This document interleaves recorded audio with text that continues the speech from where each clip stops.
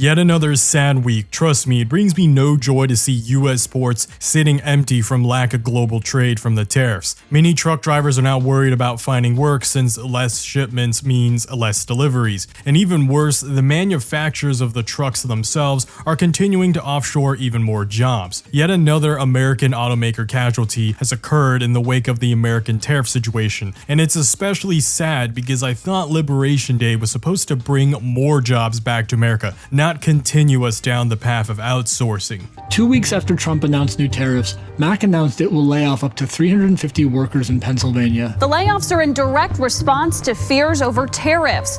So following in the footsteps of most American automakers, Mack, an iconic American truck manufacturer, has opened a new factory in Mexico despite them originally planning for an additional one in the US. New Mack truck assembly plant in Mexico.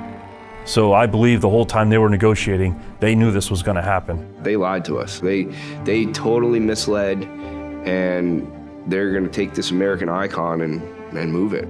An even bigger kick in the teeth is that they laid off several American workers in the current factory as a direct result of this tariff situation. So instead of companies scaling up American workforces to compete on the global stage, they've realized how unstable this economy we're being thrust into is and are cutting costs instead of pursuing potential profits. From a business perspective, this makes sense. That doesn't mean it's morally right, but businesses care for money, not people, so their train of thought is, why hedge our bets on an economy or great plan when said plan has resulted in horrendous market instability? So instead of companies going along with the great plan of bringing industry back to America, we can win this, what actually ended up happening was a lot of these companies saw the current economy and market and are going, never mind, we can't win, save what we have, cut costs even further, fire our employees and offshore more jobs. The tariffs in place only affect goods, but not wages or labor from other countries because, duh, our federal government can't legally enforce a minimum wage in another country. That's not how that works. So Mack realizes that even though the end product may be tariffed 10 or 25% more or whatever higher, the reality is the labor is nearly 10 times cheaper.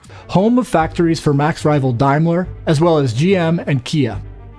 Auto workers here make between $2.50 to $3.50 an hour, about a tenth of what their American counterparts make.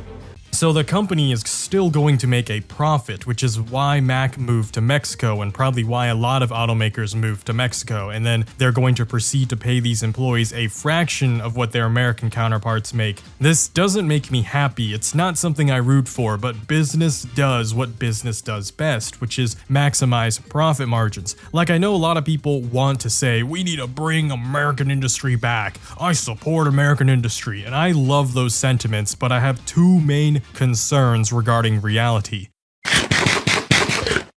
We are at the mercy of corporations. As we just saw with the literal real-life example of Mack, what if American companies don't want to bring big industry back? They aren't legally required to listen to what the president says, by the way. So what's stopping them from just firing their employees to save a lot more on labor than just tanking the hit from the tariffs on the final product because they're billionaire companies that can afford to tank the hit? You know who can't tank the hit though? The average American worker who now is out of a job because of this stupid tariff situation. Speaking of average Americans, that is my second concern regarding this mystical plan to make America the #1 global industry powerhouse again. How many people in America are actually willing to hop on a sewing machine or start working at a shoe sweatshop or making semiconductors? When they think of big industry being brought back to America, they imagine super cool things like steel workers, shipbuilders, helicopter mechanics. They imagine themselves doing these super cool, awesome jobs. And while those industries are absolutely super cool and awesome, and we should be having more of them brought back to America, when it comes to actually making profitable exports, most of it is in consumer goods. Consumer goods alone make up around 25% of all global trade, being $4.8 trillion out of the $19.5 trillion annually that we do in global trade. Consumer goods are defined as goods that are intended for individual consumption, not production. So like corporate supply chains that involve heavy grade steel is not considered consumer good. Speaking of steel production only makes up 1.6 trillion of global trade. That is almost 3 times lower than consumer goods, meaning that even if everyone in the United States becomes a steel worker, we just mathematically won't make as much compared to focusing on consumer goods instead. So to all the people who said put the fries in the bag, if you love this great plan so much, then put the threads in the machine. So if people aren't willing to do all industry, yes, including the boring ones that aren't cool like consumer goods where you have to sit on a sewing machine or work in sweatshops, then we're never going to surpass China, much less become the new global supplier of all goods, which is where we lose leveraging power in tariffs, because if we're not the ones who hold all the cards in our hands, why would people take us seriously or listen to us at all? Let's just go through some brutal reality regarding numbers, alright? Here's some basic math. There are 1.4 billion people in China and in India, making for over 2.8 billion people combined. When you consider that Southeast Asia also has various islands that use sweatshop labor, like, did you know that there are more Javanese than there are Japanese? I bet some people probably never even heard of this country, but I'm mentioning it because people underestimate how large the workforce is in these nations that rely heavily on the textile industry, as well as other consumer goods. The United States only has 340 million people, 211 of which are of working age for our legal standards. In Asia, a grim reminder that even children as young as 7 will already be used to work in a lot of factories. Will the average American mother be able to drop their morals and send their child to work in order for their country to compete globally? Good news, you don't even have to worry about it, because guess what? It won't matter. Even if all 340 million Americans, yes, babies included, were to start working, we are still a fraction of just China's population alone, much less India, much less the rest of Southeast Asia. This means that we could never hope to compete and produce the amount of goods that those countries are currently producing. This isn't something that can be accomplished in a presidential term of 4 years or even 10 years. So when I said that last video, which by the way, if you haven't watched last video, I definitely recommend you go watch it after this one. It is a much lighter topic. Anyways, a lot of people got really upset because like, so you're saying we should just give up? It's not like me being pessimistic, it is just the mathematical truth. If we all somehow solve this loneliness epidemic and dedicate our full-time jobs to just mating with each other, probably in 20 years we would finally have enough people in the adult workforce to actually take on those countries, and that's us all just plowing each other for several years straight. The point is, the human labor from the current industries located in the current countries producing consumer goods will beat us in the foreseeable future because they outnumber us massively, they outproduce us, and more importantly, they're willing to do this for cheaper prices because of their cheaper labor. We will never catch up in a decade. Like I said, a minimum 2, and that's us full-time boinking each other. And again, that's assuming we somehow get over our loneliness epidemic and declining birth rates that we are currently suffering from. And before someone says the tech bro cope, but robots, bro.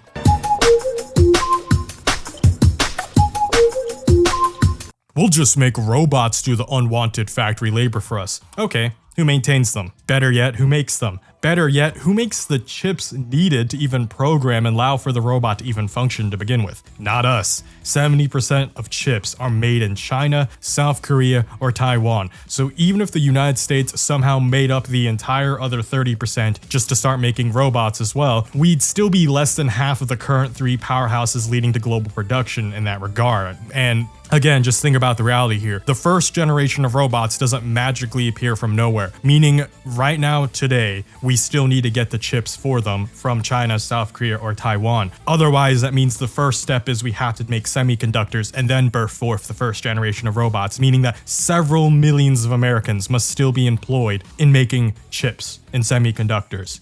A lot of CEOs like to think that robots are like some kind of silver bullet. They love the idea of sitting in a cushy chair while the robot does all the work for them. I wish this was a straw man, but there are actually people, and again, even CEOs, who are thinking this is a viable cope. So again, we're still back at the square one of this taking 20 to 25 years a minimum to make the chips to then make the robots, because again, it'll take several hundred million of us being employed to make several hundred million robots to then compete with billions of humans. And another reminder, we don't live in a vacuum, we're in global competition. A sweatshop employee in Southeast Asia will outwork an American-made robot for cheaper every day of the week. Is it morally right? No. But is it the reality we have to compete with? Yes. So what was the point of bringing any of this up? Well, it was to prove how tariffs had no hope in boosting American industry and reducing global industrial reliance, since the cards weren't in our hands anymore. This isn't the 1980s. There was a point in time where we had all the cards in our hand, where we were the leaders of global industry, where it would actually make sense for us to do tariffs back then, because then the world would have to bend their knee to us because we were the global suppliers. We are no longer the global suppliers, and like I said, that was 40 years ago. Which is why in this day and age, tariffs actually ended up hurting the development of our American industry, whether it was big corporations like Mack or even just small ones down the street. Speaking of small businesses, several of them have been struggling to get through the past month and are living in absolute fear of the next couple months. Gamers Nexus went around the past week interviewing several small businesses and how directly they are affected by these tariffs, and how it's crazy to be reminded of how globalized our trade really is until you hear these businesses break down their numbers. What do you do? You gotta pay them. You know, like you can't abandon the container. You can do that. It's like, how are you supposed to come up with a plan when your plan 10 minutes ago is already like out the window? It doesn't make any sense. Pricing, yeah. I mean, we stopped shipping to US right now. And we are losing money on everyone we sell. As I mentioned earlier, many corporations can tank the hit, and I hate to say it, they might even be able to hold out for a government bailout, because in the end, just like with the Great Recession of 2008, the little guy is the one who's usually hurt the most. Which is why these tariffs are currently annihilating many American small businesses. As I stated earlier, we live in a globalized economy. Most things aren't produced in the United States anymore, and we factually do not have the human labor, as I just spent a whole chapter talking about, to meaningfully bring back all of that industry in a reasonable time frame. So because of that, a lot of American businesses have to make do by relying on foreign imports and exports to some degree, which is why it's a tragedy that most of them were shot in the foot by this insane tariff situation. A massive tariff on imported goods, especially one as high as 145%, even if it's just for China, can drastically affect a small business if even 5, 10, or 20% of their goods are from China, because those goods alone now will be more than double, and that can be the difference of whether or not they can be profitable by year's end, or whether they can even make it to year's end. These businesses, if they close down, that's several American employees in a local city or town who will just now be out of a job.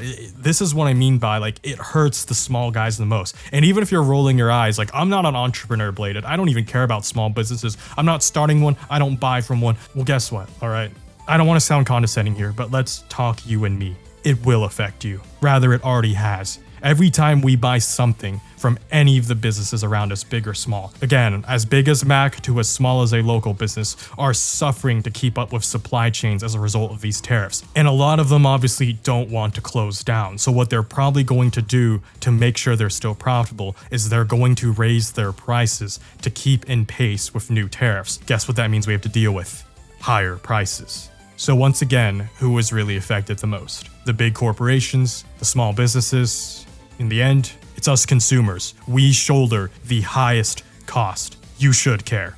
And this is already happening to everything in direct response to tariffs. Like, you don't even have to touch grass to be affected by it. Even if you don't visit restaurants or coffee shops or whatnot, if you're buying graphic cards, computer cases, clothes, shoes, or even Nintendo Switches or Nintendo video games, they are all getting significantly more expensive, and a lot of them have even name-dropped tariffs as a direct result. Like, it's funny seeing gamers like, rise up, yeah, screw these GPU prices, woo, yeah. You're getting mad at the wrong person. That's all I'm gonna say. They're not the ones who just magically flip the switch to decide to raise their prices on you gamers. Everything was affected this month from the tariffs because everything was part of the global supply chain, whether we realized it or not. And it's only going to get worse from here. If this first month was already 10 to 20% on a lot of goods, holy crap, I don't know what the end of the year is going to look like. Things will only get worse before they get better. And I know some guys are like, hey, Bladed, you're being really negative lately. Have you seen the state of the world right now? Like, trust me, bro, I want to be happy. I thought I was going to start this year. A lot of my videos earlier this year were pretty happy, but like, this is just the state of the world, right?